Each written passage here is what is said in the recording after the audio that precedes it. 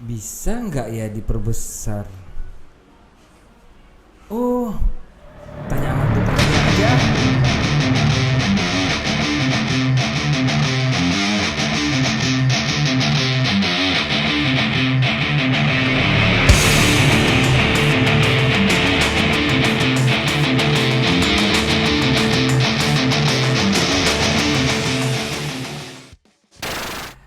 Oke, kita ini balik lagi ya ke programnya Bantai ya, Bantai program saya ini yang sudah lama vakum, jadi ini saya coba aktifkan lagi.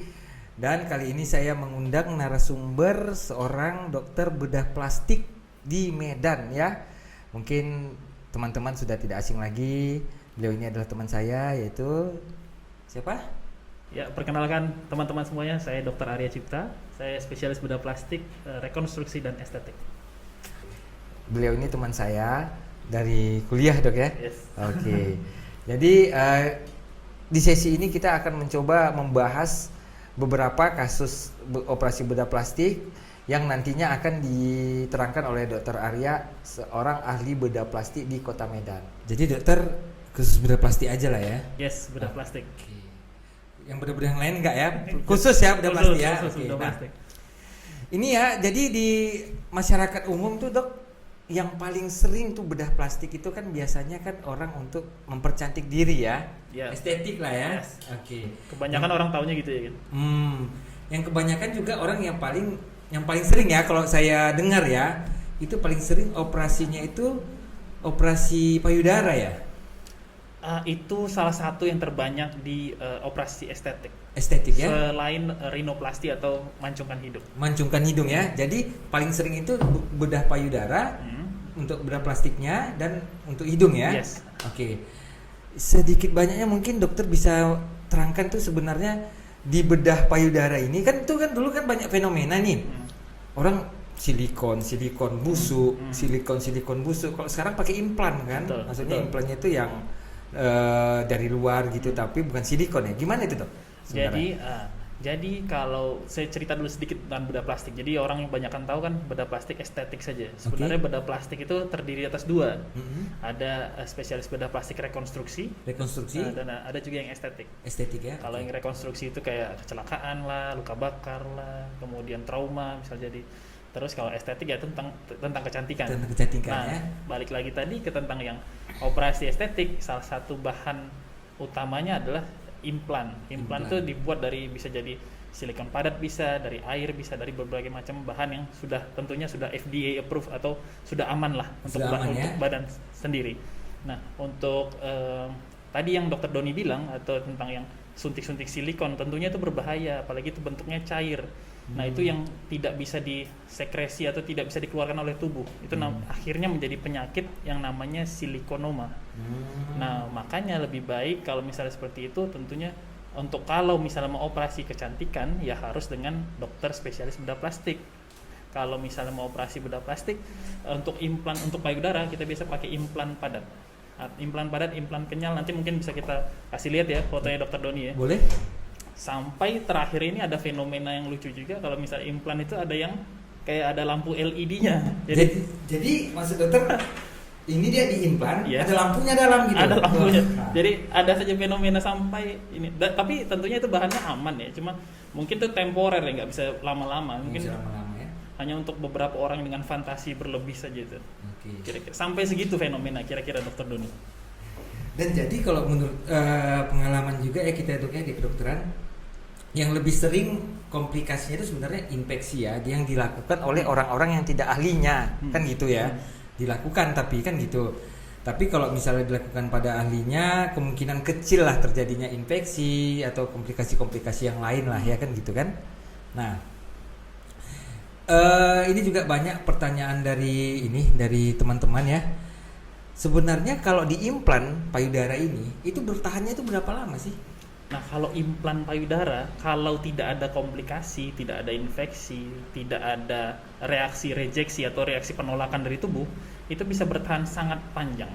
Kalau saya sendiri mungkin belum punya pengalaman sampai puluhan tahun, tapi saya punya guru dan punya pasien yang sudah sampai puluhan tahun dan itu aman-aman saja. Jadi kalau nggak ada nggak ada infeksi, nggak ada reaksi penolakan, dan semuanya aman, tentunya bisa bertahan panjang. Nah, balik lagi kalau misalnya tadi sesuatu yang dikerjakan oleh orang yang tidak ahlinya, tentunya akan bisa bermasalah, dan tentunya orang tersebut yang tidak ahli tentunya tidak bingung akan mengatasi masalah yang timbul. Salah satunya mungkin infeksi, reaksi rejeksi. Nah, itu kan ada penolakan dari tubuh. Kalau misalnya seperti itu ya harus dikeluarkan tentunya implan, dan waktunya jadi lebih cepat. Yang tadinya mungkin bisa puluhan tahun atau mungkin 15-20 tahun bahkan lebih, ini tentunya bisa lebih cepat karena ada reaksi penolakan dari tubuh tadi. Oke. Ntar Dok ya, kayaknya kita kurang santai karena dokter dia tadi kan sudah peduli lindungi tadi udah cek kan. Oh iya, Gak apa-apa biar teman-teman tahu ini kan muka dokter gimana ini sebenarnya. Dokter Arya ini gimana orangnya? Kita buka aja ya masker dokter ini ya. Kita buka ya, ini ya. Tadi kan kita udah ini ya kan. sudah swab Oke, juga ya. sudah swab juga sudah. Di sini ya. Ya teman-teman. Jadi terus masalah implan ini juga ya. Teman-teman saya juga teman-teman kita di media sosial banyak nih ya ngirim foto ke saya DM dalam bentuk DM. Itu rata-rata yang infeksi gitu. Nah, yang sudah infeksi kejadian ini sama payudaranya, baiknya mereka tuh gimana sebenarnya? Nah, kalau sudah infeksi tentunya harus ditangani infeksinya. Pertama dibuanglah infeksiusnya atau bahan yang menyebabkan infeksi tersebut. Bahannya dibuang. Bahannya dibuang, Oke. dikeluarkan. Evakuasi lah istilahnya. Misalnya ada implannya misalnya, atau misalnya tadi bentuknya cair, tentunya harus kita keluarkan, dan berikan obat infeksi sampai inflamasi atau peradangan dari infeksi tersebut mereda. Nah, kemudian tentunya pasien, saya perlu operasi lagi. Nah, kapan boleh operasi lagi? Itu boleh operasi lagi setelah infeksinya mereda kurang lebih 3-4 bulan setelah infeksinya teratasi. Setelah infeksi teratasi 3-4 bulan kemudian baru boleh operasi lagi. Baru boleh operasi lagi. Nah, ini udah teratasi lah infeksinya kan gitu. Nah, ini ada juga pertanyaannya gini. Dok, kalau sudah misalnya itu ada ukuran nggak sih implannya itu misalnya kan? Ada. Kalau di perempuan kan yang sudah dewasa itu ada istilah ukuran 34A, 34 gitu-gitulah ya kan. Ya. Nah, itu dia udah bosan nih sama yang ukuran segini, bisa nggak di upgrade Wah, gitu? bisa tentunya. Nah, kemampuan tubuh kita sendiri itu ada namanya untuk peregangan atau tissue expansion. Artinya jaringannya bisa mengembang seiring waktu tentunya. Jika tadi misalnya tadi datar sekali ya, kemudian kita masukin implan. Nah, dari implan itu juga udah meregang kan dia. Nggak bisa langsung misalnya tadinya datar sekali atau nama penyakit bukan penyakit, kelainannya adalah hipoplasia mama. Jadi betul-betul nggak ada payudara. Kita masukin payudara dengan ukuran kecil, mungkin sekitar 100 sampai 200 cc. Nah, udah mengembang, udah ada kantongnya. Nah, kita bisa masukin lagi 3 atau 6 bulan lagi menjadi lebih besar, mungkin 300 sampai 400 cc sampai dia puas. Kira-kira seperti itu. Untuk cantik biayanya mahal berarti Dok ya? Iya, iya betul. Jadi bisa Oke. jadi. Nah, ada banyak juga pertanyaan gini. Jadi maintenance-nya itu gimana? Maksudnya kan sudah dipasang nih, apa perlu konsul? Maksudnya dia yang sering ke dokter lagi balik untuk ngecek atau gimana? Atau bisa dibiarkan aja gitu? Kalau saya biasanya kontrol selama kurang lebih 2 minggu. 2 minggu setelah operasi? Pasca operasi, ya. Okay. Jadi itu kontrol rutin. Jadi kontrol rutin untuk mencegah terjadinya perdarahan di dalam kantong implan, mencegah infeksi, sampai untuk mencegah terjadinya scar atau scar itu parut bekas luka yang tidak baik. Nah, itu harus kita jaga kurang lebih selama 2 minggu. Nah, biasanya setelah 3 minggu saya biasanya lakukan laser pada luka operasinya supaya jadi lebih halus lagi. Kan luka operasi bisa di ketiak bisa atau di bawah lipatan payudara. Nah, itu dua-dua mungkin salah satu lukanya bisa di laser supaya bisa jadi lebih halus lagi. Oh, jadi bekas lukanya itu bisa dilaser supaya menyamarkan lah gitu. Menyamarkan. Okay. Kalau menghilangkan nggak bisa ya. Jadi kalau menghilangkan nggak bisa, menyamarkan luka operasi ya. Betul. Jadi teman-teman mungkin wajib tahu kalau bekas luka itu tidak bisa hilang. Jadi kalau ada yang bilang bisa ngilangin bekas luka itu hoax ya. Sampai sejauh ini di dunia belum ada yang bisa ngilangin bekas luka. Menyamarkan bisa, tetapi tidak menghilangkan. Ingat tuh ya teman-teman ya, jangan lagi ada pertanyaan, Dok ini bekas luka operasi bisa hilang nggak? Nah, ini sudah dijawab sama Dokter Arya. Di dunia ini Dok ya? Di dunia belum ada. Tidak ada yang bisa meyakinkan bahwa luka operasi itu bisa hilang, tapi menyamarkan bisa. Menyamarkan bisa. Boleh cari juga di Google. Ya, cari di Google. Cari juga di Google. Nah, ini Dokter Arya ini juga punya klinik kecantikan ya Dok ya? Iya. Apakah bisa pasang implan itu di klinik dokter? Bisa? Bisa ya? Bisa. Biusnya itu bius apa? Nah, ini banyak juga pertanyaannya Dok. Oke. Ini kalau pasang implan payudara ini bius total atau bius lokal sebenarnya? Waduh, ini pertanyaannya harusnya kembali ke dokter dulu Iya, yang saya. spesialis bius Ini ya. biar teman-teman dapat dari narasumber dua yang wah ini bius lokal atau bius total gitu. Gimana dok Nah, ceritanya? kalau saya nih kembali ke preferensi pasiennya. Misalnya pasiennya mau cepat pulang, itu bisa kita pakai sedasi ya kan dok. Tidur aja. Tidur aja. Oke. Atau kalau misalnya dia takut sekali nggak mau, saya takut dok, misalnya takut Dengar suara-suara. dengar suara atau apa, mungkin kita pakai bius yang sedikit lebih dalam, enggak? Mungkin itu dokter Doni Iya kira-kira sih. takut nggak mau dengar bunyi mesin monitor operasi, bunyi suara dentingan alat-alat operasi, dia takut ya, dia harus tidur lebih dalam lagi Tidur gitu lebih biasanya. dalam. Kotor tanganku ini. Ada hand sanitizer nggak bang? Dokter Doni ini aja nih, pakai hand sanitizer Ois. Sterile It. Ini punya dokter. Iya. Oke, Sterile It ya. Saya coba ya dok ya. Yes. Wangi ya dok ya. Ya, selain itu dia juga pelembab tangan, hand sanitizer. Oke, ada hand sanitizer. Karena Ada dia wangi pelembab juga, tangannya juga ini dok ya. Juga kayak sebagai pewangi juga. Oke, ada berapa varian dok wanginya? Ada 4 dok. Ada 4 ya. Apa aja dok? Ini saya bawa aja nih. Nah, ada kopi. Ada kopi ini. Yang dokter Doni pegang tuh cherry blossom. Cherry blossom, ada kopi, Ada vanilla ada vanilla, sama fruity. ada fruity ya. Oke. Mantap. Sterile It buat tangan lembab dan bersih. Jadi dok, tadi kan udah operasi payudara. Nah sekarang ini ada juga teman-teman nih di media sosial yang nanya tentang operasi masalah pria. Oke. Umumnya masalah pria dia itu tidak pede dok. Tidak pedenya apa? Dengan ukuran. Karena ukuran gitu kan, karena ukuran. Jadi itu dok, kalau ukuran itu ada solusi nggak kira-kira sebenarnya? Nah, jadi untuk ukuran sendiri sebenarnya ada 2 masalah kalau di pria kan. Ada masalah diameter atau lingkar, Oke. ada masalah panjang. Panjang ya? Nah, kalau masalah panjang, kita bisa lakukan tindakan operasi namanya pemanjangan dari korpus cavernosum bisa. Jadi dipanjangin dengan masukin implan. Jadi dipotong. Nanti ada mungkin videonya dimasukin, potong terus masukin implan di antara korpus tadi. Oke. Nah, itu untuk panjang. Panjang. Solusi panjang. Nah, kalau untuk solusi lingkar atau diameter, itu bisa kita lakukan cara yang lebih aman atau lebih alami dengan menggunakan fat transfer atau menggunakan dengan filler. Filler ya? Filler hyaluronic acid atau asam hyaluronat. Itu lebih aman dan prosesnya juga lebih cepat. Kira-kira seperti itu. Oke. Itu kan kalau dipanjangin ya dok ya. Yes. Kalau pertanyaan juga nih dok, kalau di operasi pemanjangan itu kan, itu saat dia menegang atau ereksi lah, Iya. itu bentuknya normal atau ada sedikit ya mungkin bengkok atau apa gitu? Gimana? Bisa jadi sedikit bengkok, tergantung. Kalau misalnya panjang sekali tentu bisa jadi sedikit bengkok. Sedikit bengkok ya. Tapi kalau mau normal aja masih oke sih sebenarnya. Masih oke ya. Tapi kalau untuk diameter itu normal aja, tetap lurus biasanya. Oh kalau untuk diameter ya?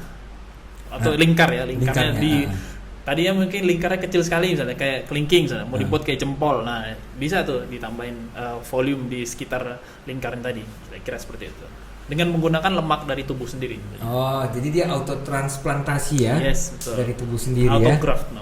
Autograft ya? Oke. Nah, dok itu juga, ya sama pertanyaannya gitu juga. Ini biusnya apa sih sebenarnya? Kalau misalnya cuman untuk isi diameter, itu bisa dengan bius lokal. Lokal? Dengan filler apalagi. Filler ya? Itu bius lokal juga bisa. Kalau fat transfer juga sama, bius lokal juga bisa. Tapi kalau misalnya untuk masangin panjang dengan masang implan itu harus bius separuh badan paling. Separuh badan ya? Atau spinal. Spinal lagi. Itu ahlinya tentu dokter Doni lah. Iya, di spinal berarti. Soalnya saya nggak pernah sih, jujur saya belum pernah ikut operasi pemanjangan penis itu ya. Jadi ya tetap aja kalau bius itu ya kalau di daerah bawah tetap bisa kita Spinal. bius setengah badan atau spinal atau bisa epidural.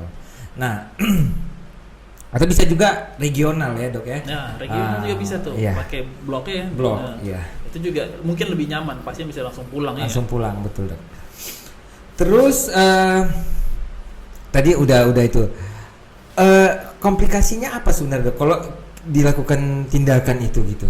Untuk yang pria tadi ya. Iya pria. Kalau komplikasi tentunya kalau misalnya untuk injeksi filler sebenarnya hampir nggak ada komplikasi. Filler atau fat transfer hampir nggak ada komplikasi. Paling efek yang paling jelek mungkin infeksi lokal bisa atau hilang dia lemaknya hilang, fillernya cepat hilang itu saja. Dan kalau misalnya hilang tentunya diisi lagi gitu. Arti kata operasinya gagal gitu ya, maksudnya gagal itu atau waktu masa filler kan ada masa fillernya itu tidak habis, sesuai dengan ini ya, tidak sesuai dengan rencana, atau dia aktif sekali menggunakannya, terlalu dia terlalu sering ya, larut lah dia. Sebenarnya kalau misalnya untuk panjangin bisa kayak tadi infeksi, ada mungkin reaksi rejeksi atau reaksi penolakan dari tubuh itu bisa jadi kalau misalnya pakai dengan implan. Sebenarnya semua operasi apapun, nggak usah operasi bedah plastik, mau operasi apapun ya pasti ada resiko infeksi, komplikasi itu pasti ada, kemungkinan muncul kan gitu dok kan? Kita sebagai dokter kan minimalisir dengan menggunakan alat steril, ruangan steril, baju steril, alat-alat dan semuanya yang sudah BPOM lah ya, udah aman lah untuk digunakan di badan manusia, udah teruji lah secara klinis. Bisa juga nggak nih di klinik dokter? Bisa. Oh bisa juga ya? Kalau bius lokal bius cuma sedasi itu masih bisa dikerjakan. Bisa dikerjakan dok ya? Tapi kalau udah bius total tentunya harus di rumah sakit supaya lebih aman, lebih nyaman juga buat pasien. Oke. Nah, sebenarnya kan bedah plastik bukan hanya 3 operasi itu, ratusan bahkan ya jenis operasi untuk bedah plastik. Tapi mungkin di sesi ini kita hanya membahas 3 ini. Nanti mungkin ada, kalau dokter ada waktu luang kita buka sesi kedua tentang bedah plastik. Dokter bersedia nggak? Ya. Kalau misalnya pertanyaan di kolom komen antusias kita lanjutkan ke sesi 2 ya. Jadi buat teman-teman ya yang mau, misalnya dokter Arya ini kan bedah plastik ya. Apa sih yang mau dibahas nextnya untuk dokter Arya di bidang bedah plastik ya? Misalnya nih ya bibir sumbing ya dok, yang paling banyak kasus ya. Bisa jadi. Bibir sumbing. Kasus baksos itu paling sering. Sunat juga masuk ke bedah plastik dok ya? Sunat dan yang lain-lain lah. Mungkin bisa kita bahas di sesi berikutnya nanti. Tapi ya kami butuh dari teman-teman kasih komen ya dok ya, masukan supaya ini lebih bagus lagi ya, kontennya lebih bermanfaat. Lebih bermanfaat dan apa yang mesti kita bahas gitu. Jadi kalau kita bahas yang terlalu jelimet mungkin teman-teman kan nggak kurang ngerti gitu kan. Jadi kalau kasus-kasus yang banyak yang umum terjadi di masyarakat yang pasti yang teman-teman tanyakan bisa kita bahas di sesi kedua nanti ya dok ya. Yes, boleh. Nah ini ya dok ya, dari tadi kan kita udah bahas ya payudara dan operasi pria. Yes. Pertanyaan awam nih dok, pertanyaan awam. Sebenarnya biayanya mahal nggak sih dok di situ? Untuk operasi estetik ya relatif ya. Relatif ya. Relatif. Kalau misalnya mungkin ada yang kisaran belasan, ada yang juga puluhan. Mungkin kalau misalnya whole body, misalnya liposuction whole body dengan abdominoplasty itu bisa jadi ratusan, tergantung. Makanya relatif apa yang dikerjakan, apa yang dilakukan terhadap pasien kan berbeda-beda. Kasus per kasus kan berbeda. Jadi mungkin berbedanya di situ sih. Dan jenis implan kali dok ya? Jenis implan banyak nggak sih? Jenis implan juga berbeda, makanya jenis implannya, ukurannya tentunya berbeda harganya. Berbeda harga dok ya? Dan itu bisa dilakukan semua di klinik dokter ya? Betul. Jadi klinik dokternya, saya dari tadi nyebutin klinik dokter. Sebenarnya klinik dokternya di mana sih sebenarnya letaknya nih? Nah saya ada di The Clinic, jadi The Clinic ada beberapa cabang. Tapi yang beberapa mengerjakan bedah plastik ada, nanti bisa ditampilkan mungkin di sini ya. Ini alamat The Clinic ya, punyanya dokter Arya. Jadi buat teman-teman yang tadi yang udah kita bahas itu bisa dilakukan di kliniknya dokter Arya ini ya. Bisa datang kapan aja ya dok ya? Iya, kalau di Jakarta ada di Cipete, kalau di Jawa ya ada di Cipete, Jakarta, di Bandung ada, terus di Sumatera ada di Palembang, ada di Medan. Oke. Nah, ini kita masuk ke sesi tanya jawab buat teman-teman media sosial ya yang sudah mendm saya, tapi saya nggak bisa banyak-banyak dok, hanya saya pilih-pilih aja mana yang mau dibahas gitu kan. Mungkin bisa kita ini ya. Ini diambil ya pertanyaannya ya. Jadi ini pertanyaan dari beberapa teman-teman.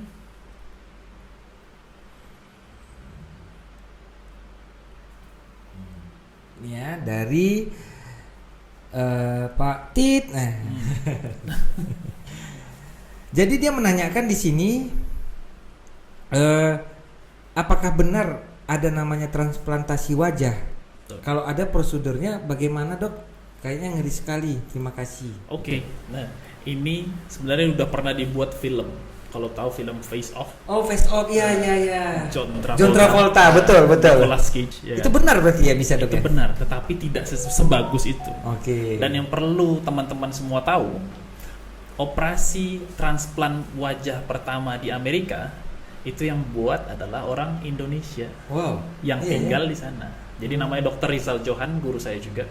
Jadi nanti boleh nanti tampilkan wajahnya Dr. Rizal Johan ya. Jadi beliau operasi face transplant pertama dan berhasil di Amerika. Jadi orang Indonesia wajib berbangga juga karena kita tidak kekurangan orang-orang yang pintar. Sebenarnya orang-orang Indonesia ini Yes. semuanya orang-orang yang pintar dan sebenarnya layak untuk dipublikasi gitu, Iya, Dok. betul. Jadi mungkin ya, Dok ya, mungkin ya. Saya sih berkeinginan tuh untuk membuat YouTube ini salah satunya itu gitu, supaya teman-teman kita yang di luar dunia kedokteran ini tahu bahwa dunia kedokteran itu ternyata bisa secanggih ini Iya. gitu. Dan orang Indonesia dokternya jago-jago. Jago-jago ya. Jago-jago. Oke. Jadi orang karena kita banyak terekspos dengan media luar, iklannya banyak ya kan. Ah. Sementara dokter Indonesia nggak pernah Mengiklankan diri sendiri kan. Jadi orang paham kalau operasi di luar negeri bagus, padahal belum tentu. Sebenarnya bisa dilakukan di dilakukan Indonesia di ya? Indonesia juga gitu. Oke.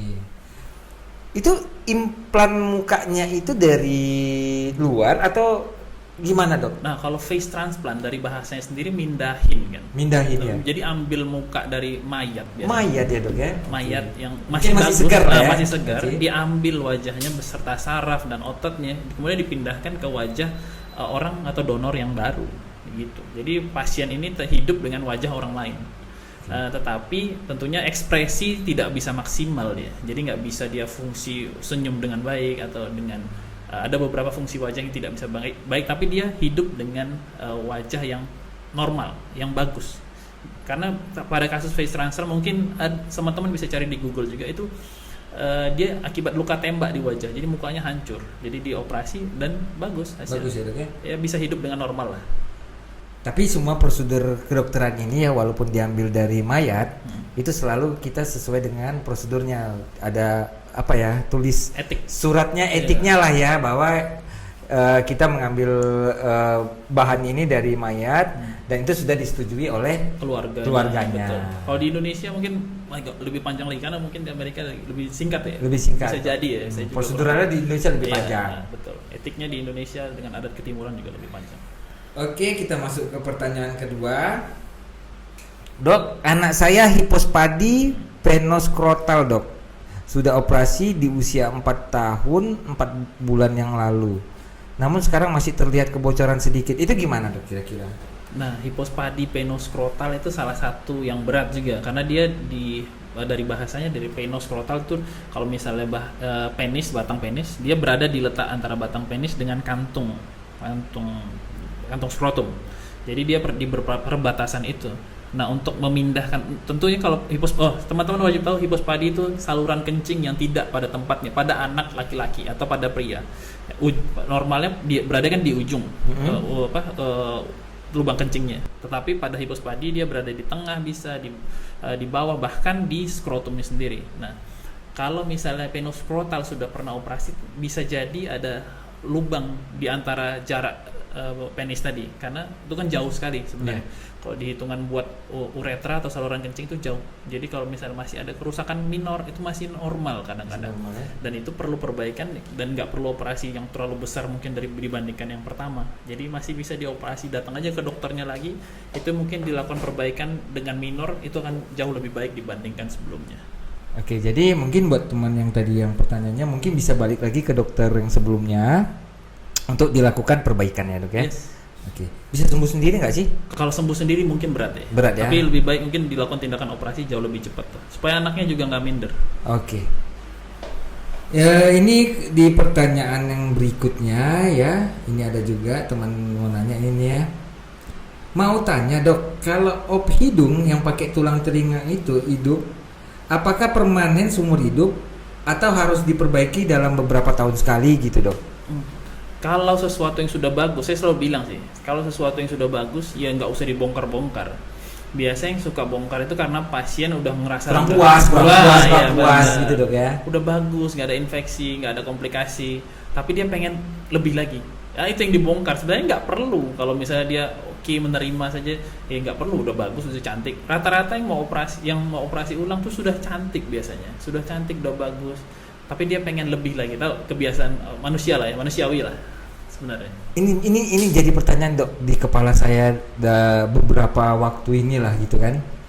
Apakah ada edik atau kayak apa ya kecanduan seseorang itu untuk operasi plastik? Misalnya ini dia operasi, pengen lagi apa ada penyakitnya gitu dok? Ada, secara kejiwaan ada, namanya BDD atau Body Dysmorphic Disorder namanya. Okay. Jadi dia nggak puas, selalu ada ketidakpuasan terhadap tubuhnya. Yaitu psikologis sih sebenarnya. Apakah itu penyakit kejiwaan? Bisa iya, bisa tidak. Mungkin bisa konsultasi ke dokter psikiater tentunya. Tapi apakah itu berat enggak sih sebenarnya? Jadi dia tentunya ingin mencari kesempurnaan dalam tubuh dia dan itu buat dia nyaman ya. Kalau menurut saya sih oke-oke aja. Jadi itu psikosomatis lah dok ya. Sebenarnya tidak bermasalah, cuman dia merasa tidak cukup puas dengan dirinya. Tapi ya mungkin pada orang-orang yang tertentu ya, ada memang seperti itu. Ada ya. Apakah itu bermasalah? Tentu tidak sih. Ya selama masih normal permintaannya, masih bisa dikerjakan ulang dan diperbaiki lebih baik, ya kenapa tidak? Kadang-kadang sih seperti itu. Oke dok. Ini kita masuk ke pertanyaan keempat ya. Jadi ya teman-teman ya, setiap saya mau konten itu pasti saya akan umumin di Instagram saya ini ya. Apa judulnya? Jadi teman-teman tuh bisa kasih pertanyaan ke saya melalui DM. Nanti akan saya pilih pertanyaannya dan nanti akan kita bahas dengan narasumber seperti ini gitu ya. Yes. Nah ini dok, kita masuk ke pertanyaan keempat. Saya mau tanya dokter, kalau alat kelamin pada laki-laki yang disuntikkan minyak silikon atau minyak urang-aring, apakah bisa kembali seperti semula dan bagaimana cara penyembuhannya? Itu kira-kira gimana? Ini saya baru dengar nih pakai urang-aring, apa maksudnya itu dok? Jadi ada beberapa memang yang menyuntikkan alat kelaminnya, terutama pria ya, dengan benda-benda asing. Mimis itu dok ya, yang kecil-kecil itu, kan ya. Lingkar-lingkar itu. Itu kan ditanam. Ini diinjeksikan. Jadi benda-benda asing yang tadi yang tidak bisa nyatu sama tubuh, biasanya dengan silikon lah atau parafin lah atau minyak lah, itu jadi benda asing di dalam tubuh. Kalau silikon tentunya jadi silikonoma namanya. Tapi kalau ada beberapa benda asing mungkin akhirnya menjadi granuloma atau jaringan ikat. Nah, apakah bisa diperbaiki kembali seperti semula? Mungkin berat ya, karena dia udah nyatu di kulit bagian luar. Kalau udah seperti itu, ya kita harus buang kulitnya dan ganti kulit baru. Biasanya kalau saya pakai kulit dari selangkangan atau selapah atau ya selapah bahasanya, bahasa Indonesia selapah. Di graft lah ya berarti ya. Ya, ambil skin graft kemudian kita tempelkan ke penisnya. Jadi ya tapi kembali lagi itu ukurannya tadi diameter udah gede kayak botol misalnya. Ya kecil lagi kayak kelingking gitu. Jadi itu ya, itu jawabannya ya teman ya. Oke, kita masuk ke pertanyaan terakhir ya. Dok, kulit tangan saya mengalami masalah keriput parah padahal usia saya masih 31 tahun. Malu sama teman. Itu gimana dok kira-kira? Nah, tentunya kalau misalnya tangan ya, biasanya orang berjabat tangan pada saat zaman sebelum COVID ya. Jadi orang kan berjabat tangan selalu gitu. Dan malu kalau misalnya tangan dia lebih kelihatan tua dibandingkan teman-temannya. Itu keriput sekali gitu. Keriput sekali. Iya, itu aging sebenarnya, proses penuaan karena kurangnya volume di tangan. Nah, itu bisa dilakukan fat transfer sebenarnya. Fat transfer atau paling simpel dengan menggunakan filler. Jadi untuk peremajaan kembali tangannya. Nanti mungkin bisa kasih gambar kali ya. Nanti saya kasih gambar ke dokter. Nanti ada gambarnya tuh ya. Oke. Sebelum dan sesudah misalnya kita lakukan terapi. Tetapi, ada tetapinya nih. Mungkin bisa jadi nggak bisa kita lakukan dalam satu kali terapi langsung beres. Harus ada tahapan. Karena balik lagi untuk ngisi suatu volume, kita harus lihat dulu, nggak boleh terlalu banyak. Karena di tangan ini ada pembuluh darah yang bukan berbahaya. Maksudnya jari kita pembuluh darahnya terbatas. Kalau misalnya itu tersumbat, itu akan bermasalah di jari, nanti akan bermasalah untuk pergerakan, bermasalah nyeri. Jadi kita harus perlahan. Ada pada bertahap. Tetapi kalau misalnya pada kasus ringan, bisa satu kali injeksi atau satu kali terapi bisa beres. Kira-kira seperti itu, Dokter Doni. Oke. Jadi kita sudah melalui sesi pertanyaan. Mungkin banyak yang DM saya dok, tapi sampai pagi pun nggak bakal habis dok kalau kita bahas itu. Jadi makanya saya pilih 5 pertanyaan. Sudah dijawab sama dokter Arya ya. Mungkin kira-kira dari dokter ada advice atau apa ya, nasihat-nasihat buat teman-teman di terakhir ini tentang operasi bedah plastik ini. Kira-kira ada nggak dok nasihat-nasihat gitu? Kalau saya buat teman-teman sekalian, jika ingin melakukan operasi bedah plastik, entah itu rekonstruksi kah atau estetik kah, itu bisa langsung ke dokter bedah plastik yang terdekat di kota Anda, karena mungkin bisa lihat di websitenya ada www.perapi.org, nanti mungkin dikasih di sini ya. Nah, bisa linknya. Jadi di situ bisa lihat dokter bedah plastik yang terdekat di daerah Anda. Misalnya seluruh Indonesia sudah ada, mungkin beberapa wilayah di Indonesia Timur belum ada, tapi yang paling dekat paling pasti ada. Jadi bisa lihat ke situ. Jadi lakukan operasi tentunya dengan yang ahli gitu. Dengan ahlinya. Oke. Gitu ya teman-teman ya. Soalnya banyak nih, saya juga pernah beberapa kasus saya bius operasinya, banyak infeksi yang dilakukan tindakannya itu oleh yang tidak ahlinya gitu. Malah yang lebih parah yang ngerjakan tuh non medis gitu. Nah, itu dia. Itu sering teman-teman. Itu banyak itu terjadi itu dok. Jadi ya buat teman-teman ya, advice-nya ya dari saya ya, jangan pergi ke yang tidak ahlinya. Betul. Pergilah ke yang ahlinya supaya hasil yang terbaik tentunya. Hasil yang terbaik bisa kita lakukan, tidak seperti yang dilakukan yang non medis ya, atau yang tidak ahlinya ya dok ya. Betul. Oke, baiklah, ini mungkin terakhir ya, dokter Arya di mana aja ya dok prakteknya? Saya kalau di praktek di klinik ada di Interklinik, ada di rumah sakit ada Malik. Ada Malik dan di klinik. Oh. Rumah sakit lain nggak ada? Sementara itu dulu sama rumah sakit Murni Teguh kalau di Medan. Murni Teguh kalau di Medan ya. Jadi teman-teman, terima kasih telah menonton konten ini. Jangan lupa subscribe, like, and comment ya. Kalau bisa di share sama teman-teman. Jika bermanfaat. Jika bermanfaat. Jika dianggap bermanfaat. Karena saya yakin channel ini kayak kita ingin ya, kami ini dari dunia kedokteran itu ingin sebenarnya menyampaikan semua ilmu yang kita ada ke teman-teman melalui ya, mungkin melalui kayak seperti saya ini, kita buat channel kan gitu dok ya. Mudah-mudahan bermanfaat. Oke dok? Yes. Terima kasih dok. Terima kasih dokter Doni. Assalamualaikum warahmatullahi wabarakatuh. Waalaikumsalam warahmatullahi wabarakatuh. Oke dok. Ya, Mas Don ngapain nih? Ini madu produksi saya ini di masa pandemi ini booster kesehatan buat saya.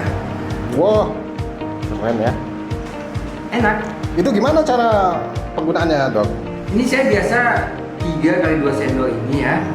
Jadi saya bisa langsung. Dan bisa juga saya campurkan nih ke dalam minuman. Biasanya saya 3 kali sehari. Oh, oke. Dan 2 jam setelah makan.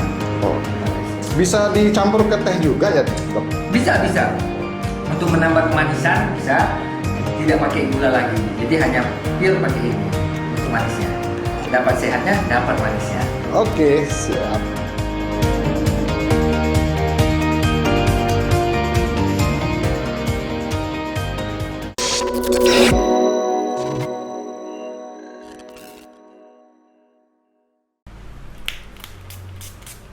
Oke, wangi.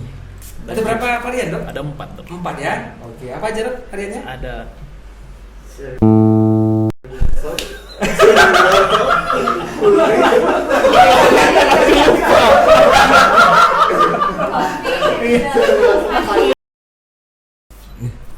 jorok tangan saya nih. Ada stand up, kakak. Sorry.